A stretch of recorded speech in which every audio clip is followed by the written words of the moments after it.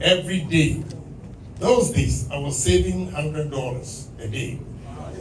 So 30 days, whether Monday to Sunday, no day, I don't break. No resting day. I save $100 a day. A day. $3,000 a month.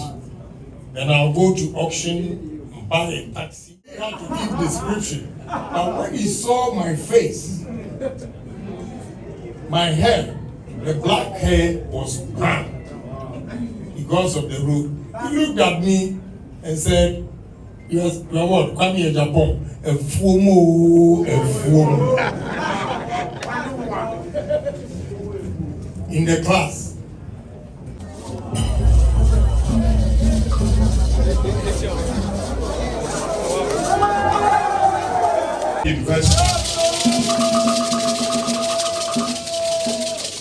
For an important reason, just mentioned a short while ago, yesterday, Honorable Ken turned 65. And ladies and gentlemen, I said history has been kind to you. The honor of being the first university in Ghana to host Honorable Hon.Kennedy Agyapong just a day after his birthday. Ladies and gentlemen, for his public speech, ladies and gentlemen, this is not a coincidence. It's not. And this will never be overlooked in the annals of history for so many years to come. Put your hands together for yourself.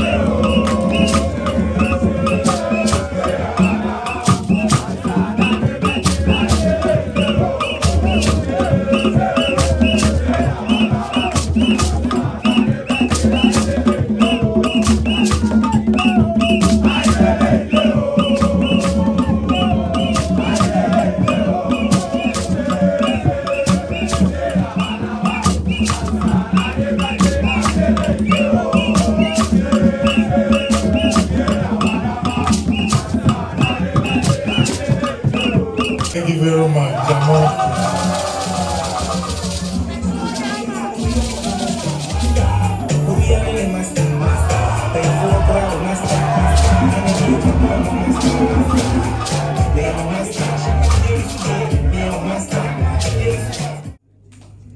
Ladies and gentlemen, good afternoon to you all. First, let me take this opportunity to thank the Vice Chancellor for physically being present at this occasion. I've visited quite a number of universities. We meet the school authorities at their board meetings.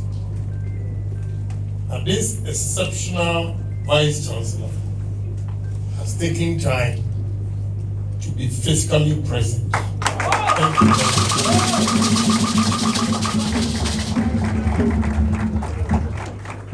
I also take opportunity to thank the LSRC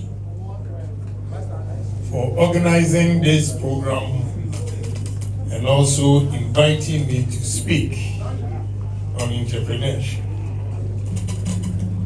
Today's work, I think, has been easy for me because the first speaker, the Reverend, when he delivered his address or speech, I asked myself, if we have this person on this campus, why then invite Kennedy Agyapong? But I also thought that, look, variety is also important. Probably he wanted to hear and get new ideas also from him. But indeed, Reverend, thank you very much. You've tackled the topic very well. You know, when he was speaking, narrating his story about his humble beginnings, it reminded me of my humble beginning as well. A young boy, a village boy from Asinidonton, sat the common entrance 3 times. Why 3 times? In the village, people were scared, or students were scared, even to choose the so-called famous schools. So the first common entrance, when I was in Form 2, I passed, and I was supposed to go to Dunkwa Ofen. My father was a teacher in Kumasi. When he heard Dunkwa Ofen, Honorable, forgive me, that's where he's from. My father said no. The second time, Form 3, I chose Asim Manso. When I passed, he came back and said, no, you cannot go to Asim Manso. I didn't understand. Then, when I was in Form 4, he came all the way from Kumasi to fill the common entrance forms. And there were 3 choices: first choice, second choice, third choice. And he wrote first choice at the Saturday College, second choice at the Saturday College, third choice at the Saturday College. So, a village boy, I didn't understand why my father was insisting on the Saturday College. So, I finally got admission to Saturday College. And when I went there, the first day, I took my trunk and chop box. I took a taxi from Cape Coast, because that time from Asim Fosu to Cape Coast today, because of the road, the nature of the road, it takes you about 45 minutes. That time, the champion's time, 45 minutes, that time was 4 hours. The road was so bad, it was so dusty. When I got to Saturday College, and I was taking my trunk and chop box from the taxi, a senior saw me and called me, hey, come here. I went, then he asked me, what is your name? I said, Kwame Agyapong. Where are you from? No, I was fortunate not to have mentioned Asim Doctor. I said, Asim Fosu. Why I'm fortunate is that even Asim Fosu, he didn't know where Asim Fosu was. So he asked me, where is Asim Fosu?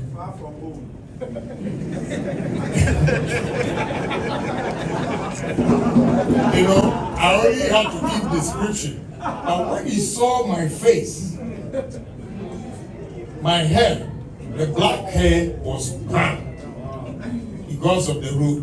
He looked at me and said, yes, you're what? Kwame Agyapong. A fuomo. In the class, you know, we had students from Radiant Way Association, Morning Star, all kinds of international schools in Accra and Kumasi. And that village boy, I was tall, so I was behind. Any new master who comes to the class will ask everybody to introduce himself. And when it gets to me, all these young guys will turn around.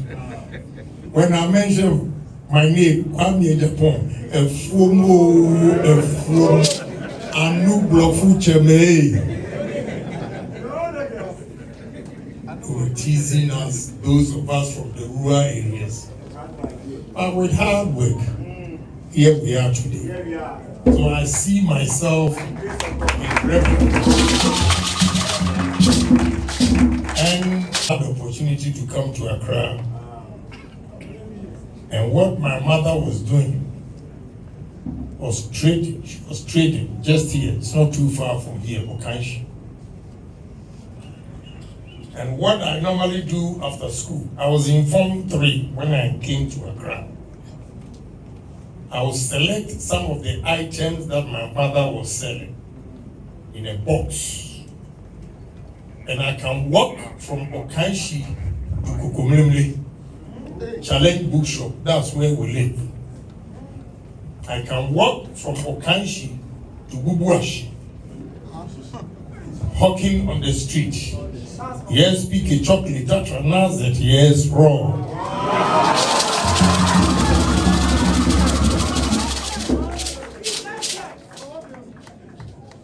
Yes, pick a chocolate, that yes, raw. Those were the items on the board. So when I see my beautiful lady here, I will approach her, say, yes, pick it. I remember one night, we come home around 5 to eat, then we go back 6:30 because Kokomlemle, Adabraka, and Circle, there were so many hotels. And I remember one of them, Princeway Hotel. One night we went to Princeway Hotel, and you know, those days, they had blue lights. Yeah, disco lights. And there was a lady, there was a guy chatting some ladies, and we went there. Yes, pick a chocolate. So she got annoying and reported to the owner. I stepped out. My stepbrother was not fortunate. He's called Opong. Now he's a reverend minister. And they actually beat the hell out of him. Yeah, because, when I'm money in John, he's spoiling somebody's connection. So we went through all this. After Form 5, I went to Winnipeg Secondary School from Asado College. When I was in 6th form, I was selling Peugeot parts. I'll go to Nigeria, bring Peugeot parts by road. We come all the way to Badagry to Lomi, Dawomi, then Lomi, Aflao, and Accra. And the spare parts dealers were around Adabraka here, behind Nigeria Airways. That's where I had my customers. And I go and do business. Until I went to Germany. In Germany, I was washing plates. I managed to go to America and started working at the bakery, Zaro Bakery. I graduated to get another job, gas station, the filling stations you have here. So I have 2 jobs, Zaro Bakery and a gaseteria, gas station. We continued. Then I bought my first taxi. I became a taxi driver. And within 7 months, I had 8 taxis. People were driving for me. Because every day, those days, I was saving $100 a day. So 30 days, whether Monday to Sunday, no day, I don't break. I save $100 a day. $3,000 a month. Then I'll go to auction and buy a taxi, Chevy Caprice or Chevy Impala. And in America, if you are driving those days, if you are not careful, you'll be shot easily. So they normally put a bulletproof as a partition between the driver and the passenger. So I'll buy this from Camden Town in New Jersey. then do the insurance, the partition, then I'll give the car to a driver. A driver pays $40 a day and 7 days. I don't want no stories. If you are coming to give me story, it means the car has broken down and it needs to be fixed. If you don't tell me this, no excuse. $280 a week.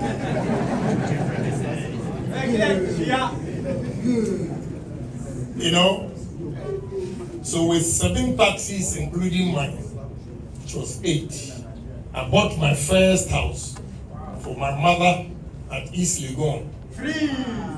At that time, I gave the money to Azuma Nelson and his manager, Mr. Asa. That time, they had thrown out my stepfather and my mother from their residence, where Jubilee House is. It was WO's quarters. Sure. And they moved them. So when I heard of it, I had saved $16,000. So I gave it to Azuma Nelson and his manager to come and make a deposit. And Mr. Assad did very well. God bless you. He actually went around with my parents to look for a house for them. And the cost was $24,000 in 1988.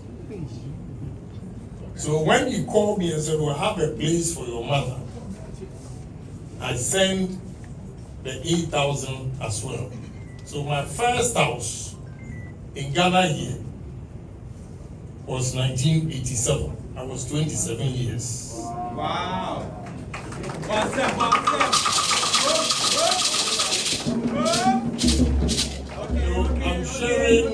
I'm sharing this with you to give you encouragement that sky is the limit. G stands for goal. O stands for objective. S stands for strategy. P stands for planning. And A stands for activity. This should be a dream for any of the students here who wants to become an entrepreneur. Yeah. Then I'll give you, before I come to the practical, let me give you or do a little academic exercise with you. You need, if you want to be an entrepreneur or entrepreneur, you should have certain qualities. And there are 7 qualities. Which are 1, vision. 2, courage. 3, integrity. 4, humility. 5, foresight. 6, focus. And 7, cooperation. Let me touch upon each a little bit. Who has a vision? The one who has a vision is the one who foresees the future and how it becomes to him. But I'm saying that, look, I have a vision. My vision is my dream. That one day I want to own businesses. And how I'm going to get these businesses done. I have to look into the future. I have to look for opportunities. Areas that are empty or you have vacuums. You fill those vacuums with your dreams. When we are able to do that and say that I was born and bred from a poor home, but I always made sure I turned around my negatives to be blessing. my negatives in life always gave me a challenge. When I fall, I say that I'm not going to fall again, and I'll rise up. This is how you have to psych your mind. The vision will come with a lot of challenges, but you need to be courageous. That's the second point. Courageous. Who are those people who have the courage? The ones who have the courage are the ones who are ready to take risk. Risk. The future belongs to those who are ready to take risk. The future does not belong to those security seekers. Who are those who can take risk?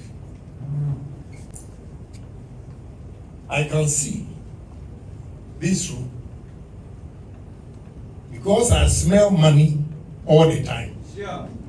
I smell money all the time. And therefore, wherever I go, I look at the environment, the atmosphere, and say to myself, like Reverend said, the vacuum, and I feel the vacuum. You might not know your profit today, but you take advantage of the situation and invest in it. You are better off than the one who will always have money and go and put it in treasury bills. They are security seekers because they don't want to lose their money. They want a bank to manage what they have for them at an interest so that they'll be safe. Trust me. They will do well by taking care of their daily needs, but they cannot go up there because they are afraid to take risk. So those who take risk are going to be the entrepreneurs and will invite managers. There's difference between an entrepreneur and a manager. A manager is the one who puts management together to run the business. An entrepreneur is the one who has the creative mind and vision and courage to establish the business with all the risk involved. If you want to succeed, young men and women present here, it's not rocket science. You have to be honest in your dealings with people. If you are not honest, I took over a company and the new suppliers wanted to see the owner of the new company. They came to me. Before they got here, they had done a research about me, who I am and everything before they got here. After inspection and the meeting, we decided to go to lunch. And when we went to lunch, the lady asked me a question. Can you do me a favor? So, why not? Go ahead. And she said, a guy has duped her $70,000 and she's about to lose her job in Belgium because she trusted this young man in Ghana here and gave the raw materials to him on credit.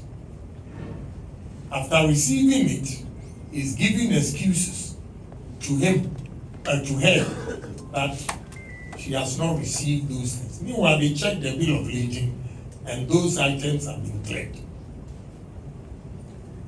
What the young man refused to know is that it's a small world.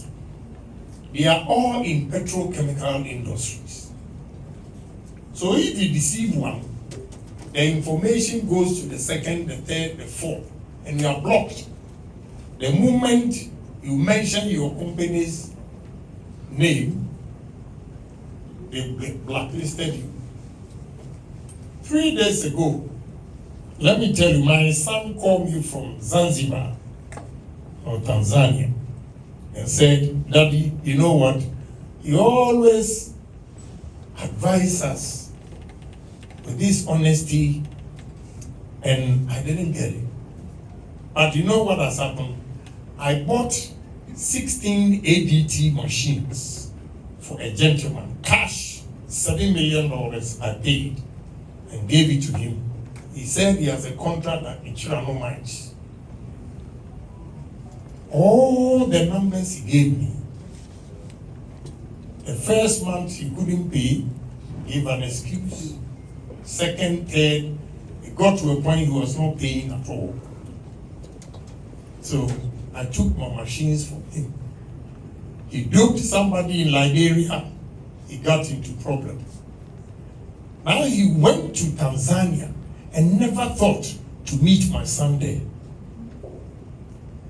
In a mining conference, he has gone to deceive people, entrepreneurs to come and invest. He's the biggest mining company, in terms of hiring equipment and all those things. Unfortunately for him, Dangote's partner, his son, is my son's best friend. And they were all there. So, in the meeting, he said, oh, we have one Ghanaian miner here. And you know, my son was born in America. He's worse than me. He got there and saw the guy's face in presence of all the businessmen. He told him to his face, Exposed. oh, don't deal with this guy. He's a criminal. He took my father's machine and he never paid. He ran away. Case closed. Exposed. Now he's lost all the businesses because of dishonesty. When he was duping me, he thought we would never meet again. We didn't meet in Ghana. It was in Tanzania. And my son destroyed his business by telling the truth. You read the Bible, the story about Lazarus and the rich man. You know, he wanted just a drop of water. But Lazarus told him where we are. And far. Big difference. And I said, you know what? I thank you because you've challenged me. She came to Ghana. I gave her a car for her family.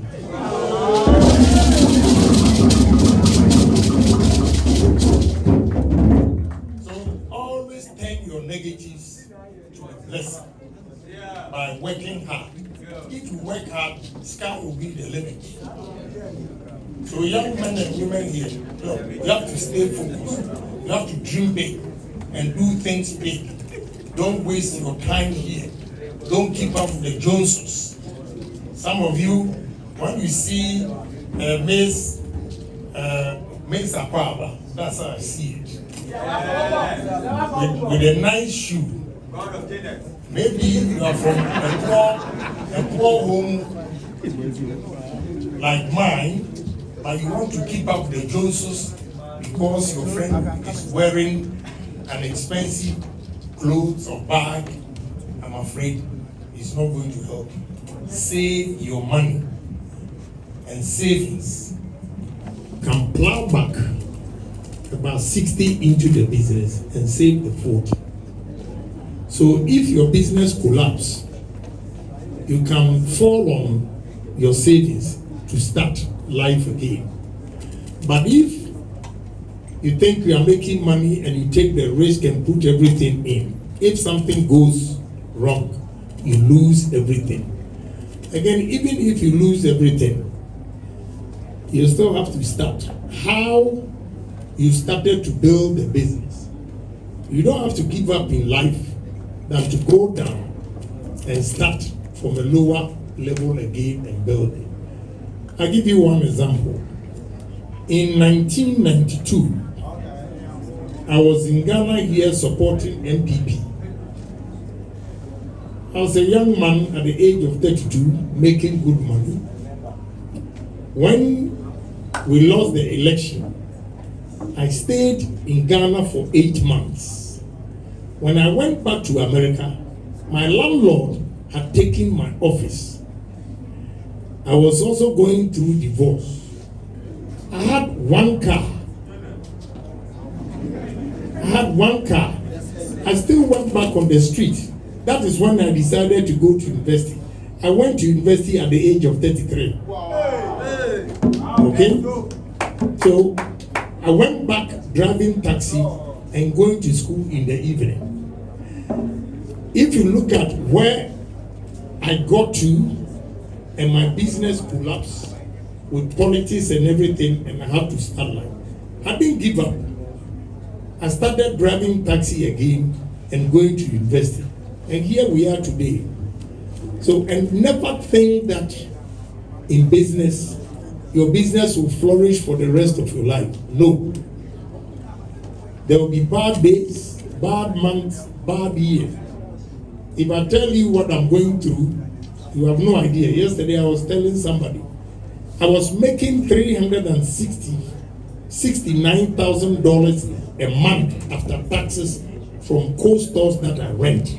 Today, I rent only one co-room, which is $28,000 a month. But I'm surviving. Why? Because I planned that I anticipated that such times could happen. That is why I'm surviving. So it's never going to be smooth. And because it's never going to be smooth, you should always cushion yourself by saving whatever revenue or income that you make. The gentleman here, to tell you the truth, if you want to go on strike, your strike will not bear fruit because the size of this country and the size of our health sector cannot accommodate 30,000 lab technicians. You are sending me a message, and the message is simple. That, you see, it answers the gentleman's question again. The one who said he wants to be an engineer. If we produce 100,000 engineers, and the economy cannot take 100,000 engineers, if you don't have knowledge about other areas, what will happen to you? This is the same situation he has. But because, and when you call me,